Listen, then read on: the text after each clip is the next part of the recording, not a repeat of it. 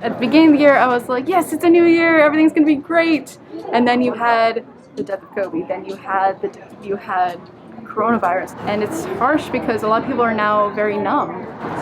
But as the year is progressing and you see people coming out more in their communities and what they can do to better themselves, it's very inspiring to see that there's hope at the end of it. There's still hope for this year.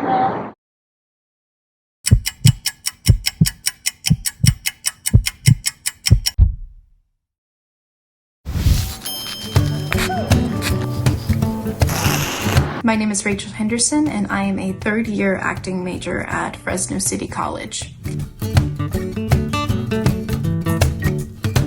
Applesauce and Jell-O, some instant noodles. We have that one. We have this one. My name is Mila. I was a former student at Fresno City. I recently graduated with my AA in theater.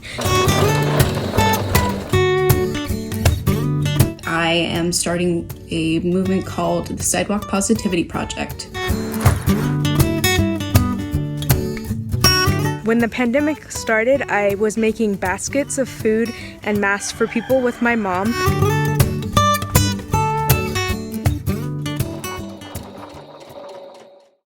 The suicide rates have been rising since quarantine has began because people feel alone and isolated and they can't really go out as much as they can or connect to the people that they love. So I've decided to start a program that we go out into the community and we get together and start making art on the sidewalk for anybody that is dealing with any emotional issues or just needs some sort of positivity in their life. You need free pie! And so I'm very excited to say that I am partnering with the Free Pie event in Tower District. When people seem to be feeling down, we just want to give them something to nourish their body and soul that can make them a little happier. Why I started the project was because I felt like we need positivity. And selfishly, I was like, I need positivity. What does positivity mean to you? It's something that you harness to spread to others so that everything can be better. It's community. It's making sure I still have that community in my life. We're fine, we're good. No matter what, it's gonna end up a good day, right? That's my positivity.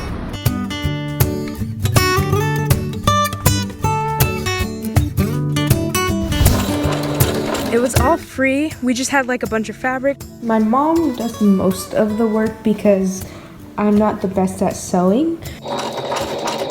We have like a huge container of all this fabric that we've collected over the years.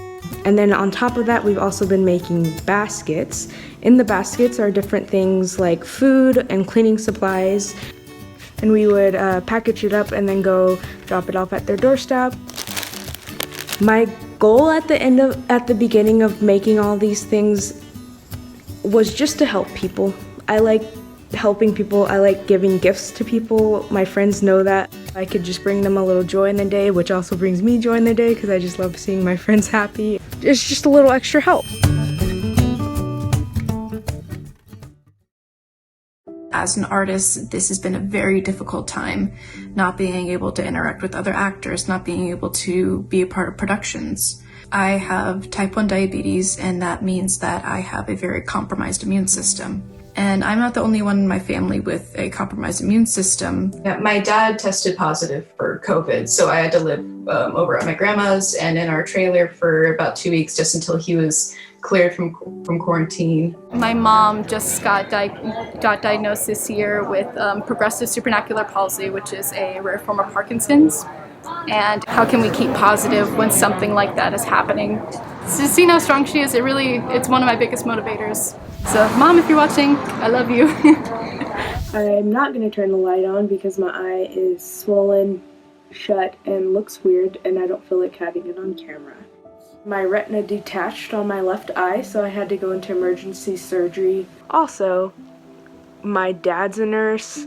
I have my family. I don't want any of them to get sick. Then we have all this election stuff going on. But like during that same week, I basically found out my cat, who I've had for 13 plus years, is dying of kidney failure. Also, I have a physics class, and physics isn't easy. I've always really struggled with my mental health.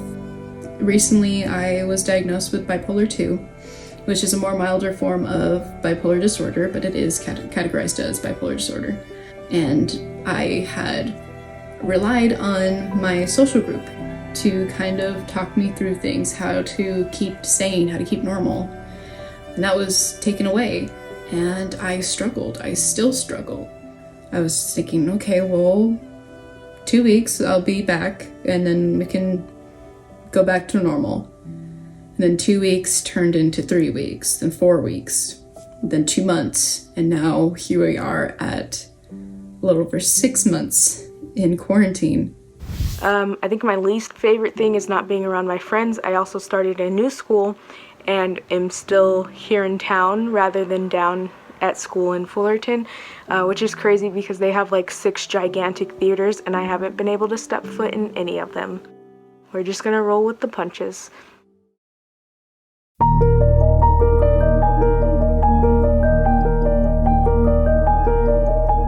I think I just hang my hope on the same thing as probably most people, my family. Obviously, I want a better future for them and for my friends and my family. I want them to have what they want in life. I haven't had to spend as much money on gas, which is great for a broke college student that works minimum wage. I love my job. I love the people that I work with. They all came over and they used chalk and wrote all outside on the driveway for me a bunch of messages and pictures after my surgery. And I've never had like a work family like that. I've been video messaging my friends, and that's been really great. I've been talking to my therapist and learning to ask for help, seeing all my friends at the event. And like I told Gabe, whenever I saw my friends, my anxiety kind of went away, went from a ball to gone. And it was a good, like, almost therapeutic thing. Even though like we couldn't hug or anything like that, it was like, I don't know, it was good to see you guys. Do you want to go back to normal? Short answer, no. I would like to go back to stability.